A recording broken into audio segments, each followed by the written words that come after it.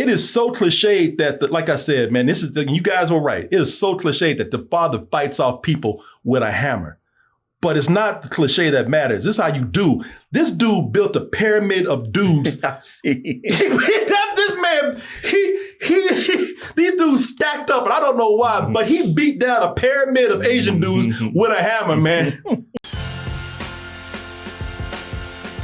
I'll be in Chicago Friday, June 19th, 10 p.m. show for a night of sit-down comedy at the Lincoln Lodge. Get your tickets by going to doubletoastedchicago.com or scan that QR code right there, and we'll see you soon. So there's been a lot of talk about this movie. Chances are, if you have an internet connection, you've gone online, then the internet has said, you're going to go see The Furious, because we're going to play this shit every time you get on the internet, whether you like it or not. This is a Chinese film, I believe, right? I know nothing about it. Yeah, folks. Help me out here, y'all. I just saw this today. Is this a Chinese film? I believe it's a Chinese film. Yep, it is Hong Kong right there. And so for everybody that's talking about this movie, I got asked several times when I did a Q&A show, streamed the Q&A show, and I got asked so many times, you gonna go see The Furious? You gonna go see The Furious? I said, I'm gonna be furious if you keep asking me that shit. But they broke me down. And I said, apparently people want to hear about this. So I went to see it today, and nothing deep. It's just really, really, really bad guys who piss off the wrong guy. And then a bunch of Asians just start beating the shit out of each other. Yeah, was it somebody has kidnapped his daughter or girlfriend? Or something? And the characters are not that deep in this, man. All the characters are a shortcut for your emotions. In this movie, like the bad guys. Let me see if I can find one of them. So here, the bad guys are just really, really bad guys. Let me see if I can find one here, because there we go. Let me see. Look, they so bad they biting people. Look at that. Yeah, man. The bad guys, you hate them. So they must have either killed a dog or hurt a kid. And as you said, Martin, in this one, it's the kids. And they are extra bad because they're not just hurting kids, they are trafficking kids. Of course. That's the new trend these days. There you go. The movie starts out killing the kid. We're not gonna waste no time. We're gonna make you really hate these guys. We taking a page from John Wick. They didn't waste no time killing the dog. They're like, all right, it took a shorter time to kill a kid than it did the dog in John Wick. And they killed the kid with a bow and arrow in this movie. All right, that's creative. Yeah, stared at this kid and and shot his ass in cold blood. And that's Yayan Ruhian, who this guy, you've seen him before in The Raid, and my man's got the perfect evil smile. Oh, yeah. Man, he could have got some bad teeth on him. Man, looking all greasy. Kills kids and then just smiles about it. That felt good. Evil. You hate them. The good guys in this, like I said, man, they're going for your emotions here, man.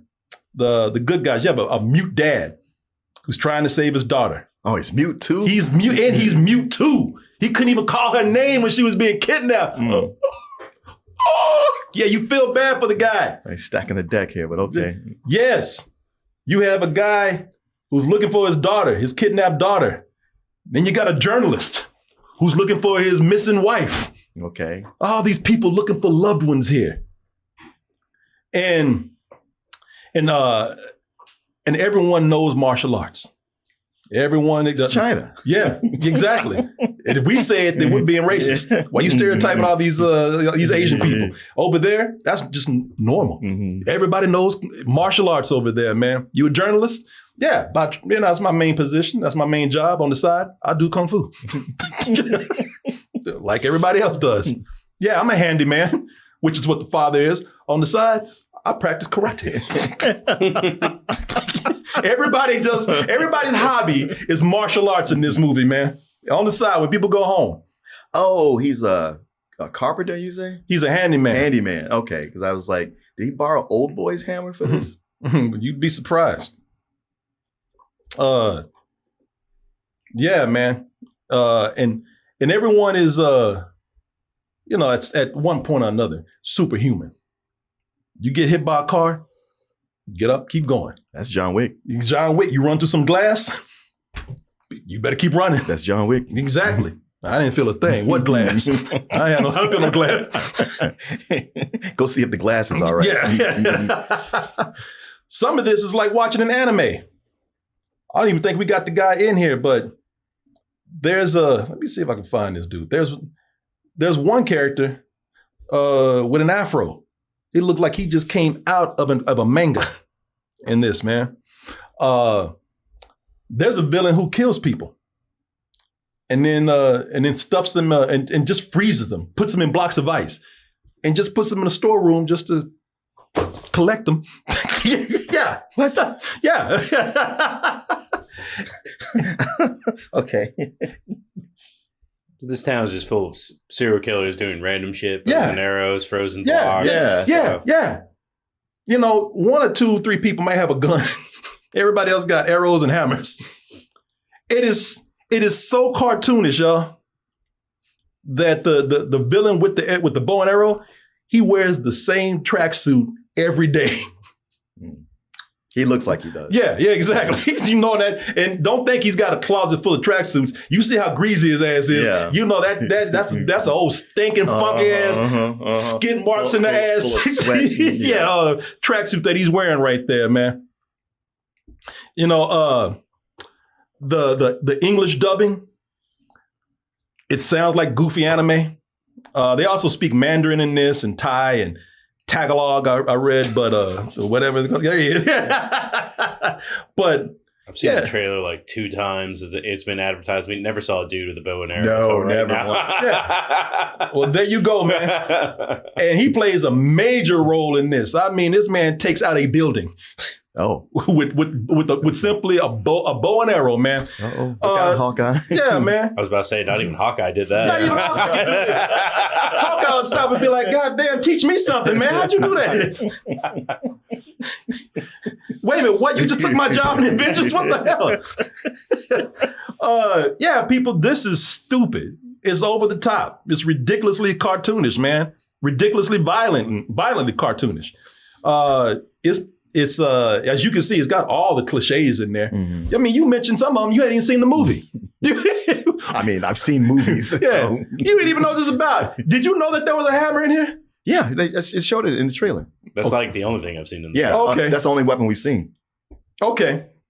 But I saw him using it, and I was like, that's kind of a famous thing from another, bigger movie. So the thing is, if you hadn't seen it, you would have guessed there was a hammer in this. Well, I might not have, because I would have thought, you're surely not going to do that. And they did. Yeah. Shit, they like John Henry. If it ain't a hammer, the boy, I don't know what is going on with Asians and hammers, but if it ain't a hammer, it's a sledgehammer. If it ain't a sledgehammer, it's a bicycle. Especially though with a hammer, when they find a hammer, they're like, goddamn, yeah. They're like Mario and Donkey Kong. They find that, they just keep going. Yeah, man. It's shallow. As I said, the fights, it's so shallow. The fights have been done to the rock guitar. Mm-hmm. They start fighting, and they play all those damn heavy metal riffs and shit. Yeah. Yeah, it's everything that, people are comparing this to The Raid. Uh-huh. And yeah, it's everything you've seen already done in The Raid. It's everything you've seen done in movies like The Protector. It's everything you've seen done in things like John Wick. Yeah. It's everything you've seen done in Taken. Yeah. It's all these things that you have seen before. I can't really say that that some of this stuff you've that they're doing anything new with it at all. Mm-hmm. And I loved it. Yeah. I loved every bit of this. When I was watching this, I was breathless through most of it, man. So I don't know much about the director. This is the 3rd film from this guy, Kenji Tanigaki, who is an action choreographer guy. And it shows with this, man. He's also a stunt coordinator. And all that stuff that I said that I used to mention this or describe this movie. And in some of those things, even when talking about it good, it's everything that it's every word everybody used. It's a dance. It's a ballet of violence. The choreography is so great in this. It's acrobatics. It's all that. You've heard all those words before. You've seen all this before. But the choreography is what is the star. Mm-hmm. Even if you've seen all of this, man, it's amazing what they do with just regular things. What they can do with a table and a toolbox. Mm-hmm. The choreography combined with the camera choreography in this is exhilarating. It's as I said, it might be stuff that you've seen before. I don't even know how to describe it in ways that hasn't been described before, but this is so brutal. And the fight scenes are so long in the best way. Ooh. And they in the way that they abuse their bodies, it had the audience on edge, man. I've been talking. Let me go ahead and show y'all a little bit of this trailer right here. There he is. There's Afro Man right there. That dude, I saw this dude walk out and I said, normally in any other movie, I'd be like, all right, now you're gone too far. Yeah. Now this shit really has turned into a cartoon. That only made it better, man. This was like an anime come to life with characters like that in the best way. Goddamn Asian dude with an afro. I was about to say the first Ung Bak had a Chinese dude with an afro. That might be the same dude, isn't it? I don't want to answer that. Good call. That was a test, man. That was a setup. Do they all look alike, Marcos? Do all Asian dudes with afros look alike? There's only one man in China with an afro. Very good, man.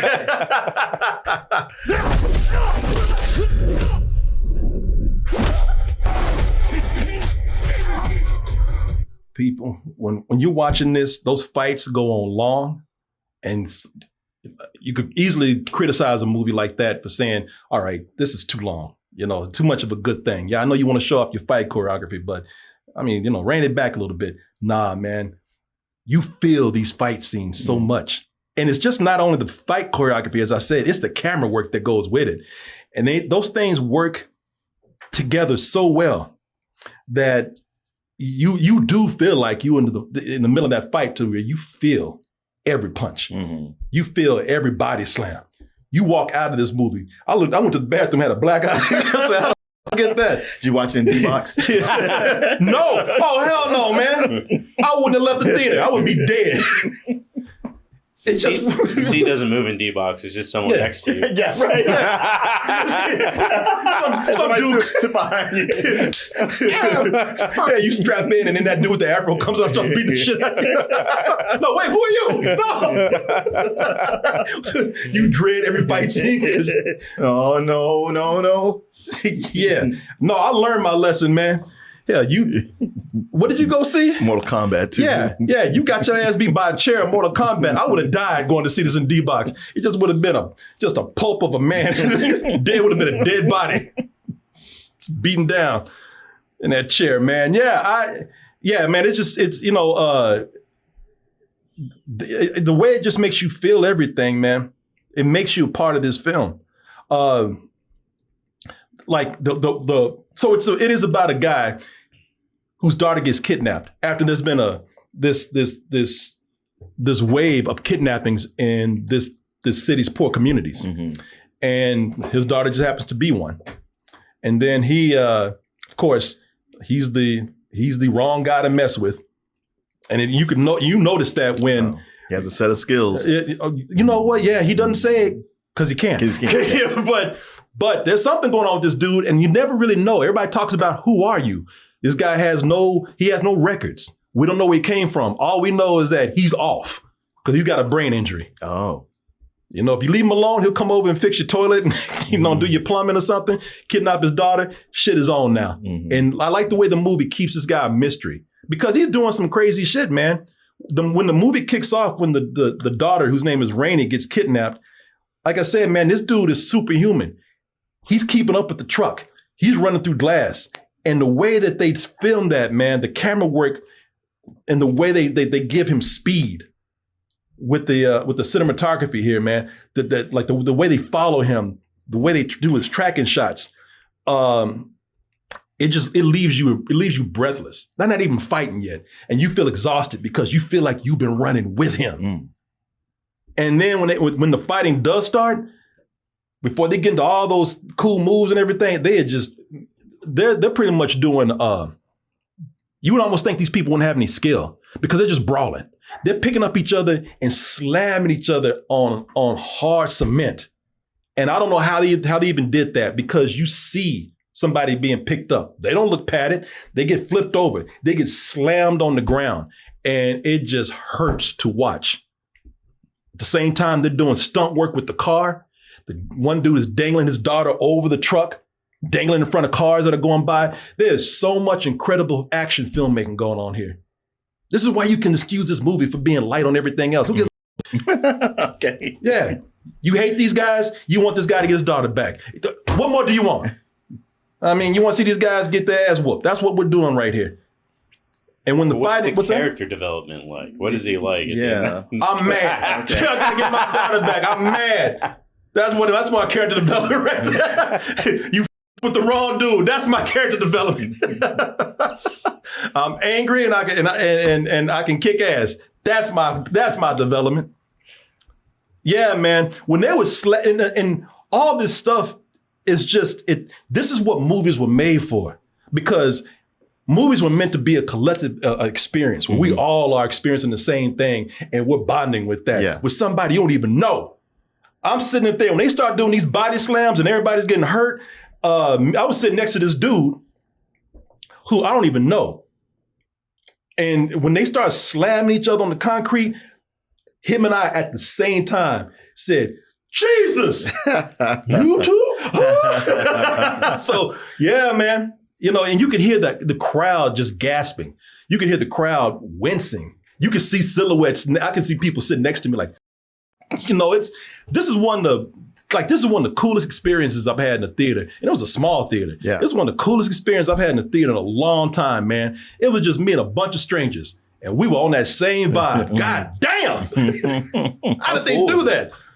It was a small theater, and so it was full. That's awesome. Yeah. Do you want to guess the second thing? No, let's go for it. Oh, wait, there's an ad. Ad time. No, it is not an ad. No, I'm glad you always try to predict things. It's advice. Monarch. People, I'm giving you some good advice. No,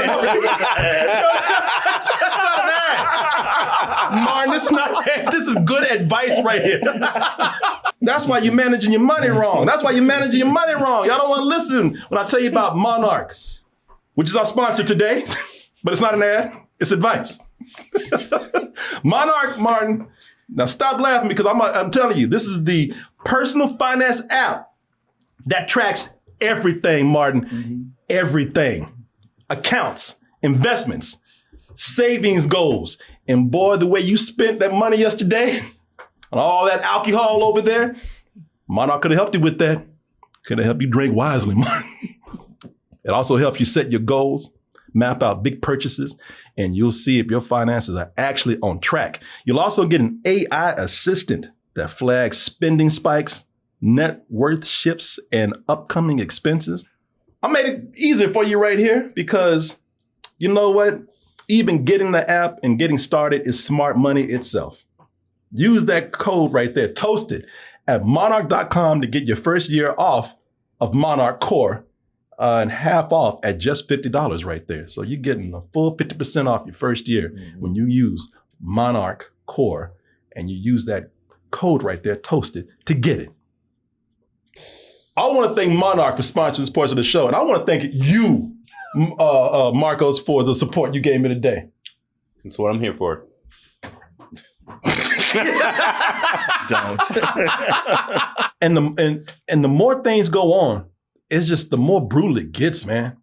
Bodies start getting dropped off ledges. They get dropped off of from 2 and 3 stories, and they get back up and they just keep going. That's almost what's so painful about it. The punches, the hammer hits, all that stuff, it hurts. It hurts to watch it. But watching somebody get up from a 3-story fall, just to see somebody just get up from it's like, no, don't move, man. And then they keep going. They keep fighting.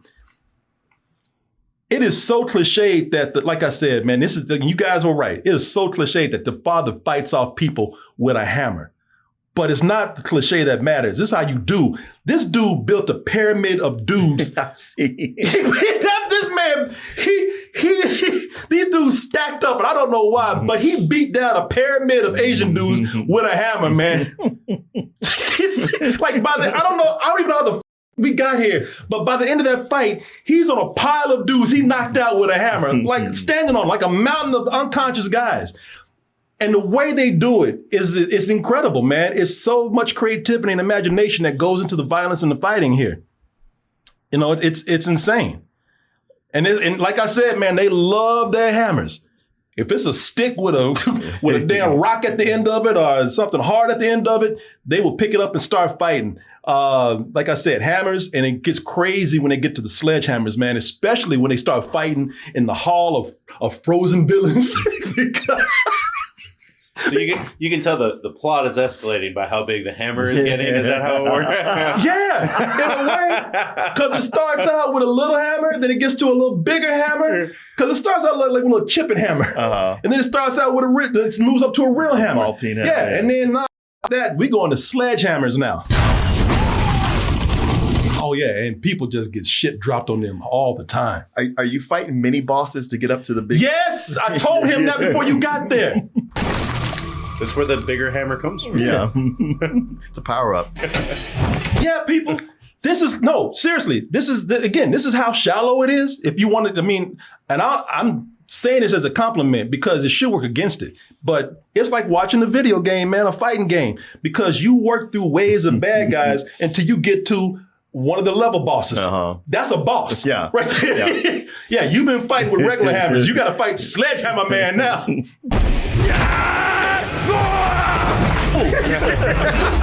I can move.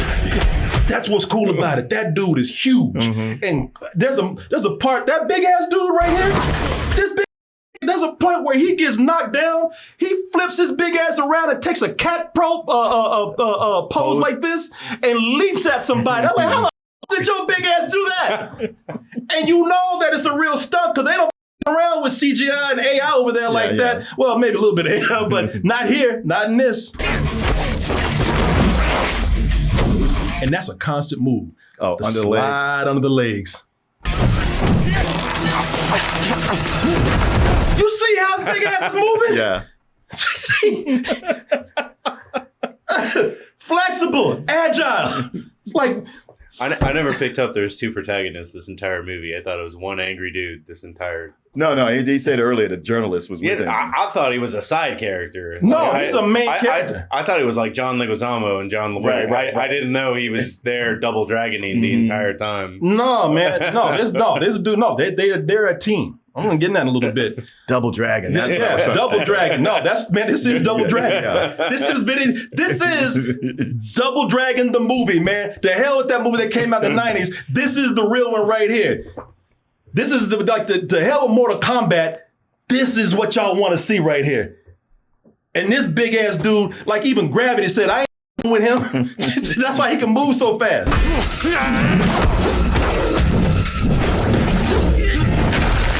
I love that. I wasn't going to even spoil that for you. But that's what's so cool about the Hall of Frozen Villains is that they just start knocking those bodies out, man.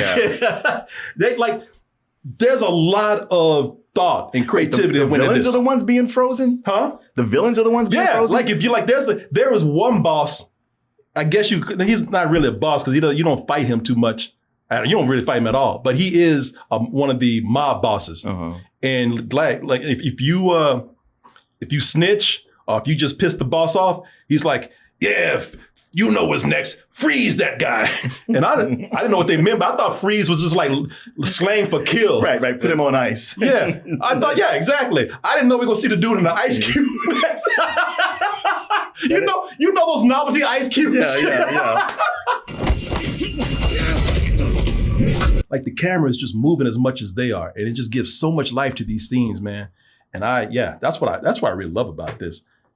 And yeah, you can see all the frozen villains back there, man. Like they looking like Han Solo and Carmen back there. Yeah, I thought, and the guy even sounds like a goofy anime character when it happens. Take this snitch and what do you say? Yeah, take this guy and freeze him. Yeah. And I was like, okay. And then I was like, oh, he really froze him. Okay, sure. But it's silly, but every move of that hammer made me flinch. It was like people watching a 3D movie without watching a 3D movie. When I was in the audience, you saw people like trying to get out of the way of that sledgehammer. And even though this is shallow on story and it is shallow on character, you still like them. The movie knows how to manipulate every part of you, man, because they just cheating all the way through. Yeah, we ain't gonna really write deep characters, but we're gonna do cool things with them because everybody loves the team up. Mm-hmm. When you got two guys working together for to take down the bad people, man. And that's when you get the journalist here. There's a guy named Naven, who's the actor from Mortal Kombat, you said, Sub-Zero. And then Wang is the dad. When they cross paths and when they look at each other and they become a team, you ain't learned anything deep about these guys. But when it happens, you like, hell yeah. Who are you? Like me and Martin. I just put on you. You're mute and I'm deaf. Together. People wish I was mute. Who are you? Huh? I'm talking to you.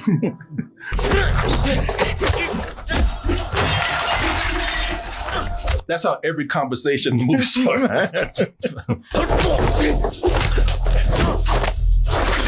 There it is, that slide. I told you, they keep doing the same moves over and over again, but they're cool.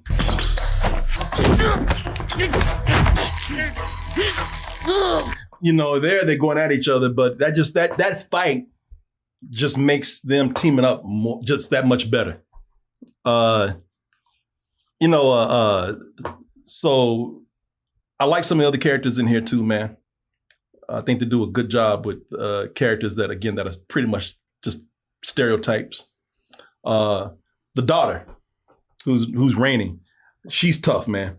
I like her. She like this movie, it doesn't hold back from just slapping the shit out of kids. Mm-hmm. She takes a beat down a couple of times and she doesn't cry.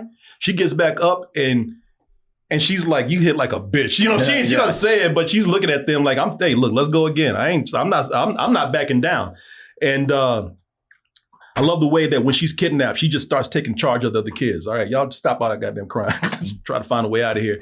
She's a very likable character because she doesn't just play just a straight out victim. Mm-hmm. And most of the movie, man, is just really severe beatdowns. But by the time they get to the third act, it's gory. It's a lot of blood. It's just not fighting, man. There's a lot of stabbing, gouging, slicing. People are pretty much, those fights are just people dancing in blood at this point. And it's so, and I'll tell you, man, I'm not gonna lie, so many guys fighting at once, I couldn't even tell who was who. It gets to a point, the fighting gets so anime style, even though this is a Hong Kong movie, but it turns so anime style that you got 5 guys fighting at once.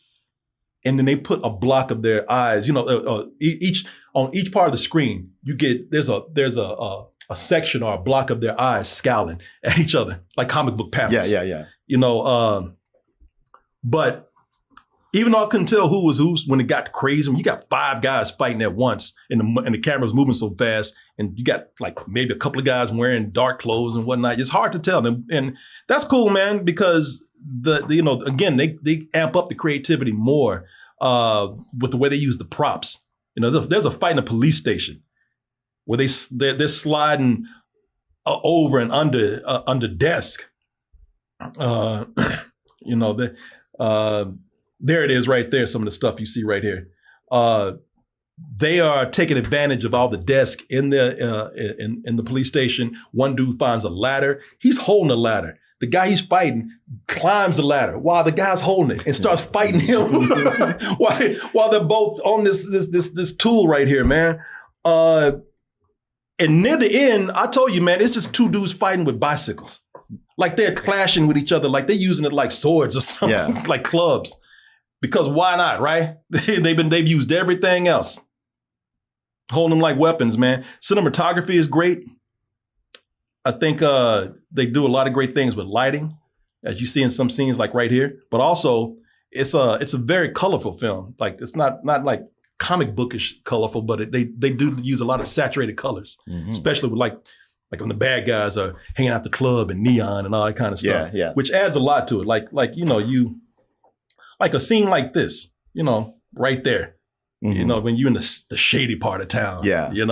It's always neon and brightly colored. I like this movie a lot, if you could not tell, man. As I said, this is an experience.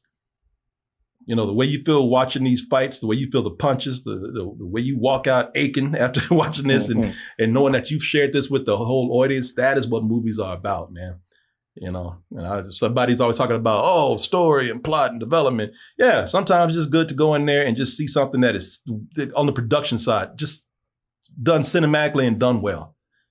Yeah, I actually give this a full price, man. Wow. Okay. Yeah, no, I don't know. I might have built it up for some people out there. I don't mean to. I'm telling you why I enjoyed it. I had a great time, and this takes me back to the first time we grew up. I didn't grow up, but we know, like when we were in college and whatnot, this kind of feeling when everybody's like, "Oh my God, have you seen Hong Kong cinema?" Yeah. You saw all this stuff going on, like, "Oh wow, I've never seen anything like this." Well, you have, or we have, but this is just something that is bringing it back fresh to me. Okay. Yeah, I recommend it. Check it out, y'all. Well, would you look at that? You made it to the end of the video. That means you really like us. So just go ahead and press that like button and subscribe while you're at it. And check out our other channels, our social media like Instagram, TikTok, and our Patreon, where we have new stuff coming up all the time. And we'll see you on the next video.